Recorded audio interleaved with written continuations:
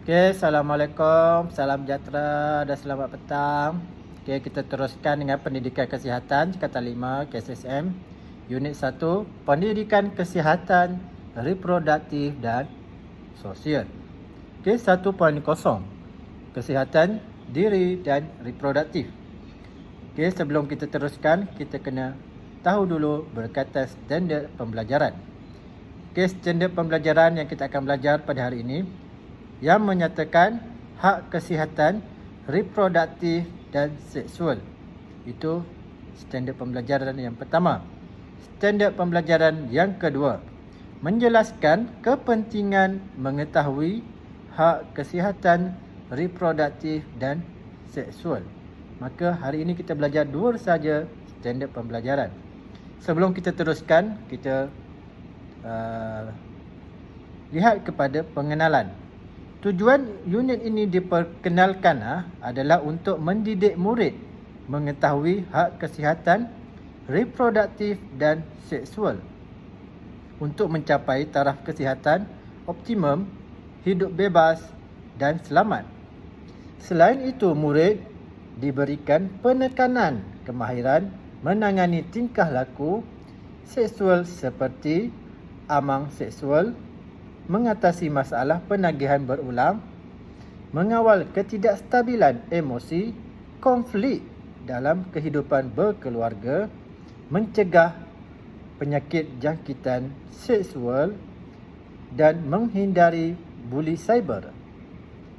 Kemahiran ini penting untuk melahirkan masyarakat yang sihat dari segi jasmani, emosi, rohani, intelektual dan sosial. Itu adalah pengenalannya. Menurut WHO 2014, terdapat 4 jenis hak reproduktif dan seksual. Okey, nombor 1, hak untuk kesesamaan gender dan tidak mendiskriminasi. Hak nombor 2, hak untuk bebas daripada penyiksaan, kekejaman atau menghukum. Hak nombor 3, hak untuk bergerak bebas. Dan yang terakhir sekali, lindungi diri daripada menjadi mangsa. Itu adalah 4 jenis hak reproduktif dan seksual menurut WHO 2014. Kita teruskan lagi kepada hak kesihatan reproduktif dan seksual.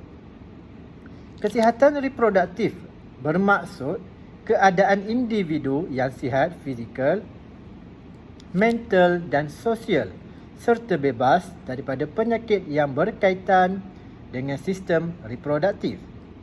Ini merangkumi keupayaan untuk menjalin kehidupan seksual yang selamat serta bebas, membuat pilihan yang bertanggungjawab. Kementerian Pembangunan Wanita, Keluarga dan Masyarakat KPWKM 2012 mentakrifkan pendidikan kesihatan reproduktif dan seksual sebagai asas kukuh kepada perkembangan serta pembangunan insan yang sihat, berakhlak mulia dan saling menghormati. Hak untuk pendidikan reproduktif dan seksual adalah seperti yang berikut. Hak untuk pendidikan reproduktif dan seksual yang pertama, remaja harus dibimbing cara mengamalkan gaya hidup yang selamat dan sihat dari segi jasmani, emosi, mental, rohani dan sosial. Itu hak yang pertama. Nombor 2, sesuatu yang perlu dipelajari demi kesejahteraan keluarga.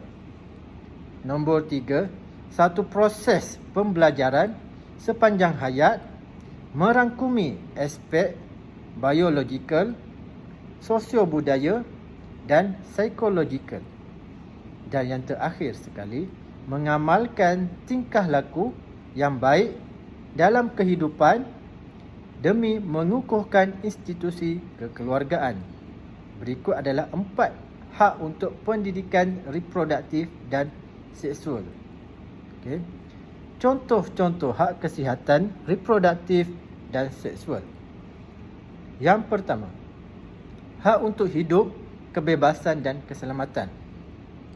Contohnya, memberikan hak kepada yang berhak menerimanya serta mengenakan hukuman kepada manusia yang bersalah demi memastikan kita dapat hidup dengan bebas dan selamat.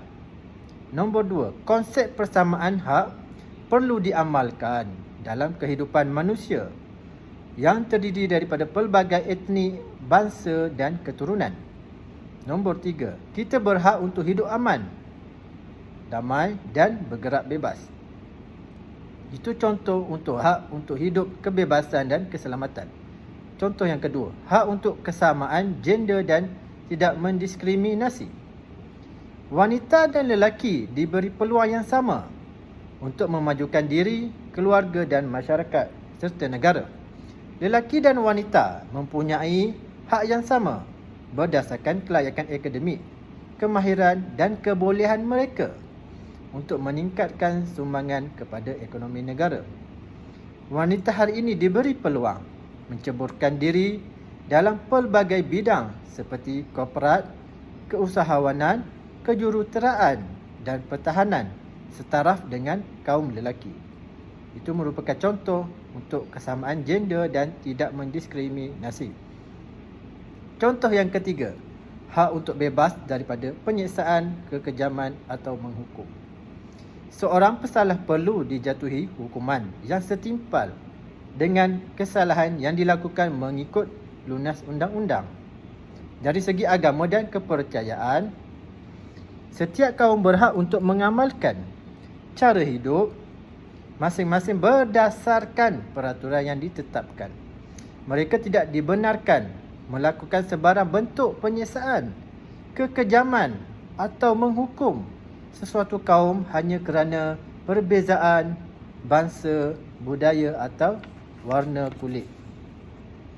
Okey, itu adalah contoh-contoh untuk hak kesihatan reproduktif dan seksual.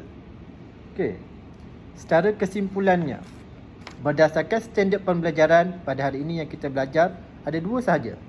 Menyatakan hak kesihatan reproduktif dan seksual, menjelaskan kepentingan mengetahui hak kesihatan reproduktif dan seksual. Okey.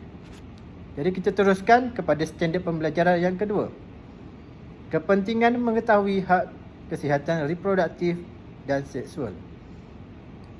Menurut Pertubuhan Kesihatan Dunia, World Health Organization ataupun WHO, istilah remaja ditafsirkan sebagai seseorang yang berada dalam lingkungan umur di antara 10 hingga 19 tahun. Peringkat umur ini seseorang individu melalui masa peralihan daripada alam kanak-kanak ke alam dewasa yang penuh dengan cabaran fizikal, mental dan sosial. Golongan remaja perlu mengetahui kepentingan hak kesihatan reproduktif dan seksual mereka dengan sebaik-baiknya sebelum menempuh alam dewasa. Antara hak kesihatan reproduktif dan seksual yang perlu diketahui remaja ialah: yang pertama, hak daripada perspektif individu diri sendiri, individu itu sendiri. Remaja perlu melindungi diri daripada menjadi mangsa penderaan seksual. Mereka perlu tahu batasan pergaulan antara lelaki dan perempuan. Remaja perlu menjadi individu yang berpengetahuan tentang reproduktif dan seksual. Remaja berhak mendapatkan maklumat dan perkhidmatan kesihatan untuk meningkatkan tahap kesihatan. Itu daripada perspektif individu.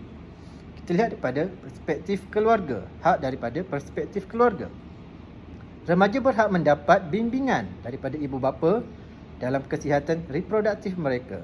Remaja perlu diberikan pengetahuan tentang sentuhan selamat dan tidak selamat.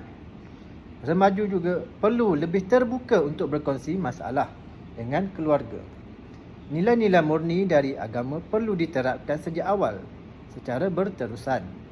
Okey, seterusnya, hak daripada perspektif masyarakat. Remaja perlu dilindungi daripada terjebak dalam gejala sosial. Golongan remaja perlu mendapat bimbingan masyarakat tentang kesan dan akibat daripada gejala sosial yang mudah mempengaruhi diri mereka. Remaja perlu peka dengan situasi yang berlaku di sekeliling mereka. Dan yang terakhir, menyediakan perkhidmatan kaunseling kepada remaja yang keluarga, kepada remaja dan keluarga dengan tujuan membantu menyelesaikan masalah yang dihadapi. Okay, Jadi itu adalah beberapa kepentingan mengetahui hak kesihatan reproduktif dan seksual. Okay, secara kesimpulannya, kita perlu mempelajari berkaitan kesihatan reproduktif dan seksual, hak-hak yang kita boleh peroleh, yang boleh kita dapat untuk diri kita, untuk keluarga dan masyarakat, agar kehidupan kita, keluarga kita serta masyarakat tidak dipengaruhi oleh gejala-gejala negatif. Okay.